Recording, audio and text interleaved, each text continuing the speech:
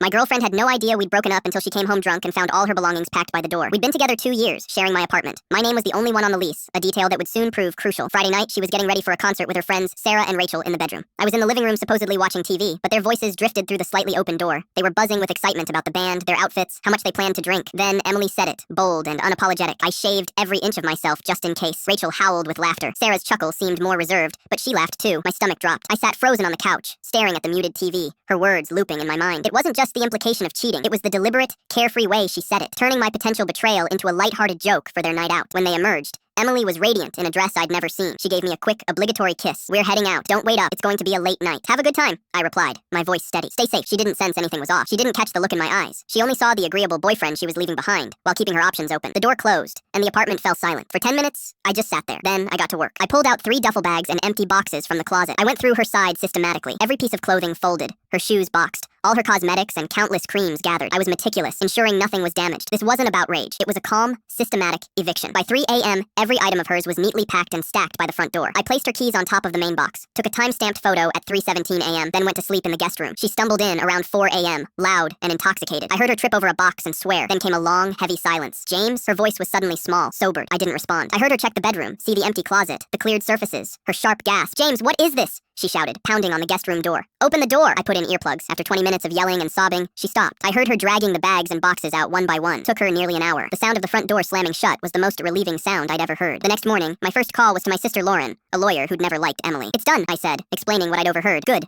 she replied immediately. Is her name on the lease? No, just mine. Perfect. That makes her a guest, not a tenant. Change the locks today. The locksmith came at 10 a.m. Then came Emily's smear campaign. By Saturday afternoon, mutual friends were texting me. She was claiming I'd lost it and thrown her out while she was asleep for no reason. I texted Sarah, the friend who'd been there. Was I wrong to be upset by what Emily said before you left? Her reply was instant. No, you weren't. It was a lousy thing to say. I told her that in the car. She's telling everyone I kicked her out for nothing. Would you share what was said? 10 minutes later, Sarah sent me a screenshot from their group chat. Time-stamped Friday 9:15 p.m., 20 minutes after they'd left my place. Rachel had written, "That cute drummer is totally eyeing you." Emily's reply, "I know, right? Here's hoping, good thing I'm ready." I sent the screenshot to our mutual friend Tom. Feel free to share this in the group chat. Within an hour, Emily's support crumbled, but she wasn't done. A year ago, I'd co-signed for her BMW when her credit was terrible. Monday morning, she emailed me. "If you don't meet me to talk this out, I'll stop paying. Let's see how your perfect credit holds up." I called the auto finance company and forwarded her email. The primary borrower stated her intent to stop payments and no longer lives at the address on file. 2 days later, I drove past Rachel's building where Emily was staying. A tow truck was hooking up the BMW. Emily was on the sidewalk sobbing, while the repo man worked with calm detachment. I didn't linger, just drove by, another car in traffic. A month later, I got a call from a property manager. "I'm calling for a landlord reference for Emily Watson. She listed you as her most recent landlord." The audacity was staggering. "She was never on the lease," I said carefully. "She was a long-term guest. She did contribute to rent, but my records show she was late 4 times in 12 months. August payment was 16 days late. Would you rent to Miss Watson again?" I paused. No comment. She hung up. I knew Emily's application had just been rejected.